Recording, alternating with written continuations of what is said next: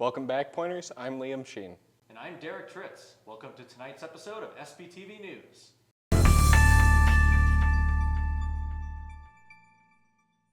If you are staying in Stevens Point this spring break, there's a couple events happening around the Stevens Point area to be interested in. Through March 1st to April 22nd, there is a Culture and Agriculture exhibit that loops in local artists and shows their pieces at this exhibit. This event is located at the Gallery Q Artists Cooperative on 1108 Main Street, Stevens Point, and is open from 10 to 5 p.m. on Thursday to Saturday and 11 to 4 p.m. Sunday to Wednesday. At Bound to Happen Books, they are holding a Hunger Games event for the Midnight's release for Suzanne Collins' newest installment in the Hunger Games series. Tickets are not required, but pre-orders ensure you get a copy. This is happening at 11 p.m. to 1 a.m. on St. Patrick's Day. Interested in Led Zeppelin? Well, the College of Letters and Science is hosting a laser light show set to rock and popular music, such as Pink Floyd, Led Zeppelin, U2, and the Beatles in the Alan F. Blocher Planetarium in the Science Building. These shows are set to happen on March 26th to March 30th, as well as March 2nd to the 6th.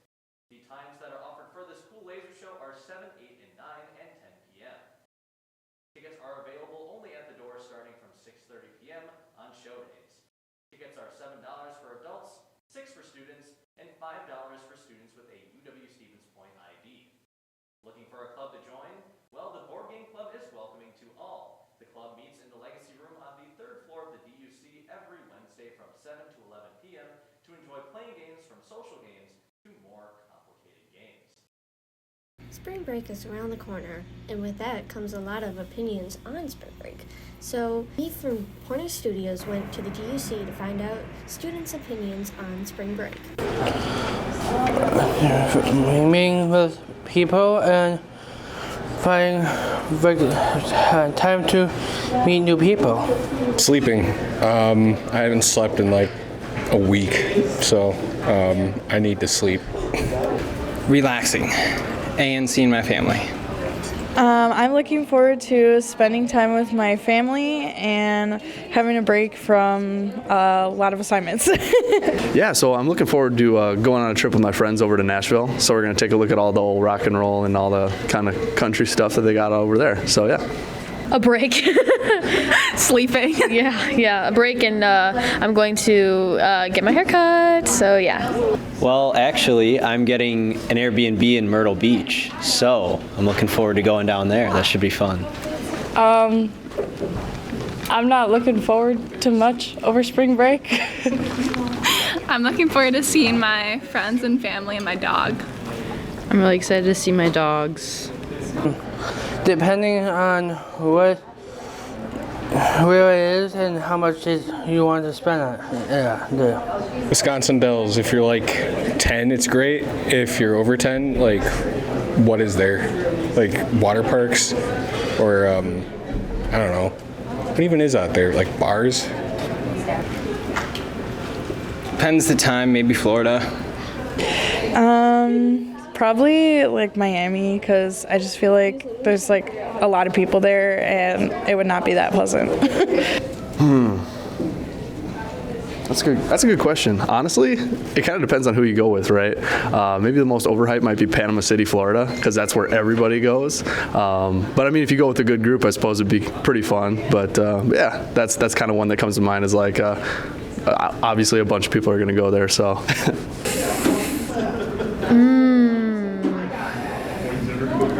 See, I have to say Florida because everybody goes to Florida. So if we're during spring break, like go somewhere that nobody's expecting.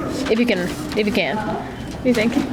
Yeah, I would also say Florida, but I also want to go, so. I agree. I'm like, I would go.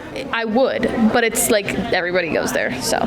You know, this is a little contradicting, but I'm gonna say like the ocean because I don't like getting in the water, but I like the beach part of it, but not the water part. Probably like a beach, like a Florida beach. I feel like so many people go to Florida beaches. The Bahamas. Oh, that's fair, yeah. Mexico. Oh, that's also fair. Not really. Yeah, kinda. I think we should still have a fall break, but that's it's a discussion for another day, I guess. I think it's like, it should be a week longer. I think 2 weeks isn't enough. I think it should be 3. Of course. I think so. I think it could be a couple more days, maybe. Oh yeah, I wish it would last forever, but you know, I got to get back to learning sometime though. Yeah. No, I think it's a good amount. Yeah. Yeah, why not make it longer, you know? I feel like maybe. I feel like it should be like either like 2 weeks because I feel like winter break is almost too long and spring break is too short. Agreed. Also agreed. Honestly, probably both. I live here, so. I'm heading home. I'm going home for like half and here for half, so. I'm going home. I live like 30 seconds from point, so yes and no. I'm going home. I'm heading home. I'm also going home. Overall, spring break is rather. We're now moving on to OSCARS, which happened earlier this month, and there's a lot of opinions from all of those who watched. Hello, my name's Lexi Hull, and we're here to talk to you about the Oscars. Yes. So, I have a few gripes. Okay, lay them off. Okay, first, actually it's only one gripe. My boy Sebastian Stan deserved the award, okay? I don't care what this, who's the guy? Adrian Brody, this hack. I didn't even watch The Brutalist. Should not have won. Used AI for his voice, just gonna put that out there. Yes. Even though Lexi was like, you've been using it since the 2000s. Okay, here's the deal. When the Brutalist producers were asked, did you guys use AI on your project? They said yes, because they used AI to help improve the Norwegian accents within the production, but that's something that the film industry has been doing since the early 2000s. So yes, they used AI, but not in like, oh, they replaced jobs or they used it to write the script or whatever. But I still don't think Adrian Brody was like the top choice out of all of those. I think Timothée Chalamet was a good runner-up as well, considering like the 5 years that he put into perfecting his character as Bob Dylan, and Sebastian Stan, of course, was a close second as well. Not a close second. He should have been first. He should have been first. When you say close second, that implies that Adrian Brody should have won. No. Sebastian Stan spent years becoming a person that is like a person he hates to his core, and then also was told that he was too chiseled, so he had to drink more Coke to make his double chin come out more for the movie.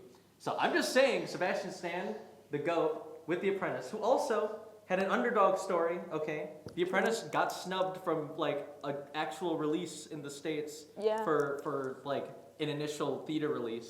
So I'm just saying, Sebastian Stan should have gotten it. I did think it was funny though, that we've used every major event in 2025 or major like event celebration in 2025 to dog on Drake. Yeah, pretty much. We haven't missed an opportunity, and I'm happy for that. That's awesome. And go 2025. That's Yes, all I go gotta 2025. Listen, for whatever comes next, really hoping that we keep this trend up. Why yes.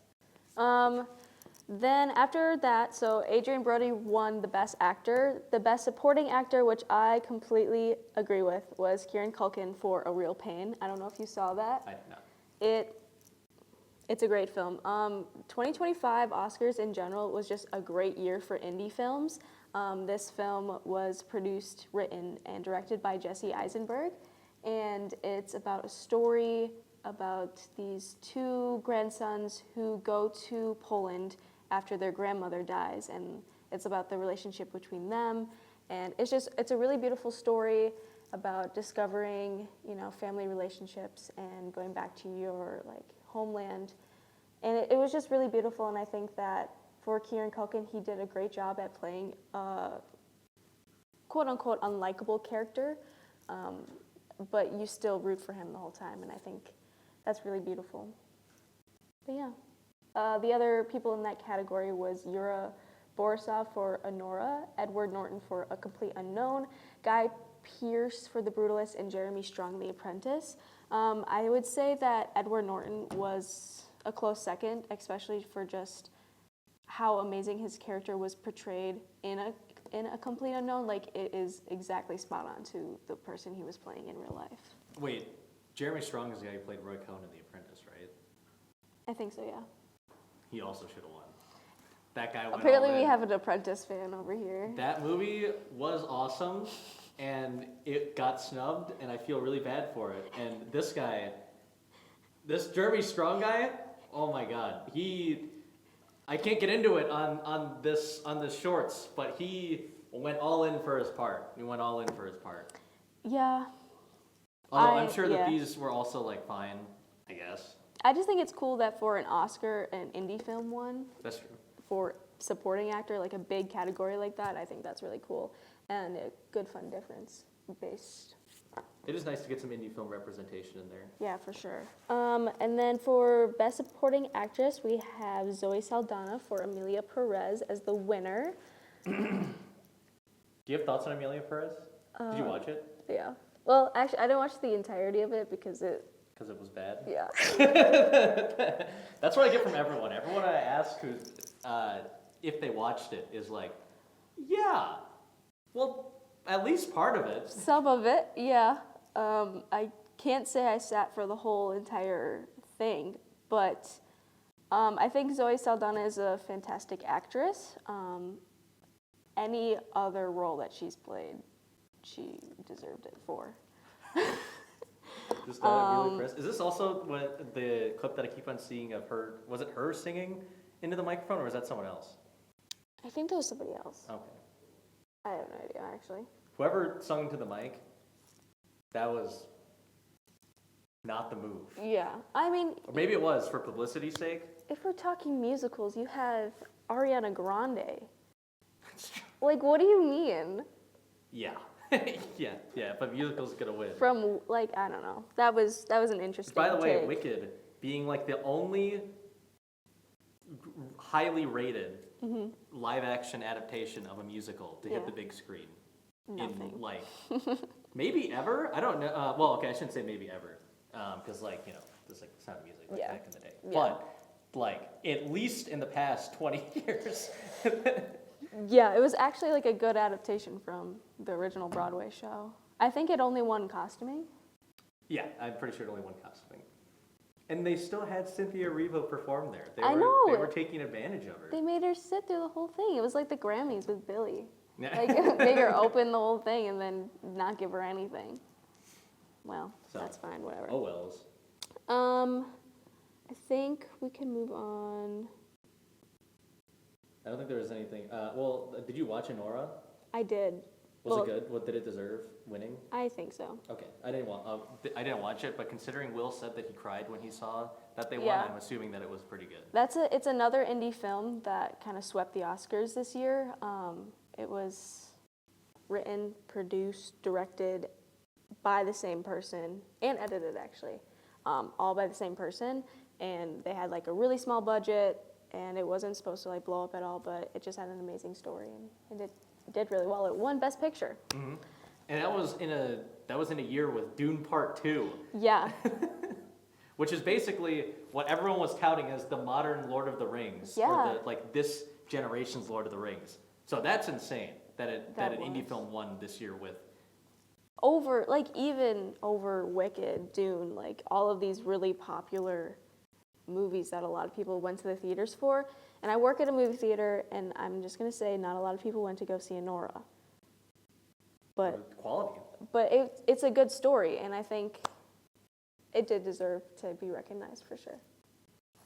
And also, to be fair, Wicked was never going to win Best Picture. No. They would never choose a music. That would be cringe if they picked a musical for Best Picture. Are you kidding me? That would give theater kids a bunch of street cred. We don't need that. We can't do that. We can't boost their egos. Not here. But yeah, that's pretty much the wrap. The most important awards for the Oscars. Any final statements? Sebastian Stan got done dirty, got snubbed. Yeah. Happy for Anora, but man, The Apprentice. I'm surprised that The Apprentice wasn't even nominated for Best Picture at all. This is insane. Could have taken out Amelia Perez. We could have taken out Amelia. We definitely could have taken out Amelia Perez for The Apprentice. Are you kidding me? Yeah. Whatever. my parting words is to go see movies in theaters, go see it with your friends, go see it with your family, go experience movies with other people. Yeah, make that your goal for this next coming year, and experience media as much as you can.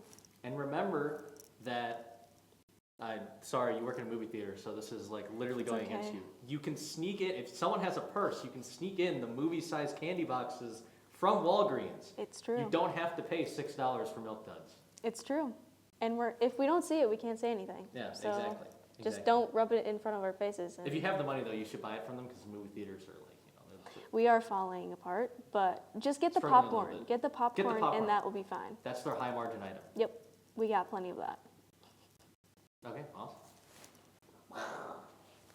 Thank you. That is all we have for you this time. As always, thanks for tuning in and have a great week.